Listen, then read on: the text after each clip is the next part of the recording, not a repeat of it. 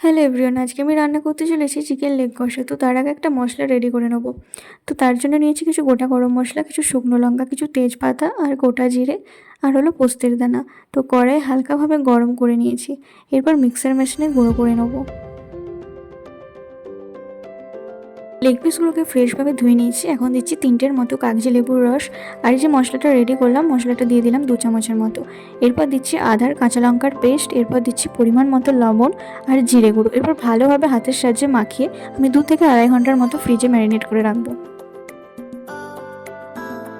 বিকেল অবধি আমি ফ্রিজ থেকে চিকেনটা বার করে দিই। তো এরপর আমি রান্নাটা চাপিয়ে দিই, কড়াই বসিয়ে দিচ্ছি। কড়াই গরম হয়ে যাওয়ার পর দিয়ে দিচ্ছি পরিমাণ মতো সর্ষের তেল, 2টো শুকনো লঙ্কা আর কিছু গোটা গরম মশলা। এরপর দিয়ে দিলাম পেঁয়াজ আর রসুনের পেস্ট।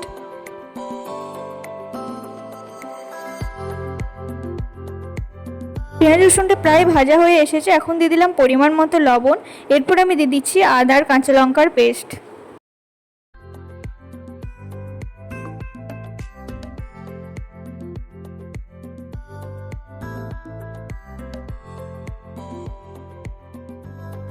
মশলাটা ভালোভাবে কষা হয়ে গেছে। এরপর দিয়ে দিচ্ছি লেগ পিসগুলো। তো অল্প একটু জল দিয়ে এখন চাপা দিয়ে দেবো।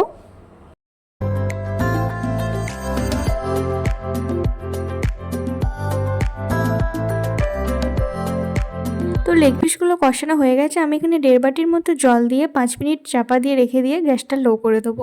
তো ফাইনালি লাল লাল ঝাল ঝাল চিকেন লেগ কষা রেডি। তো রেসিপিটা ভালো লাগলে অবশ্যই একটা লাইক করে যেও। আজকের মতো টাটা, দেখা হবে নেক্সট ভিডিওতে।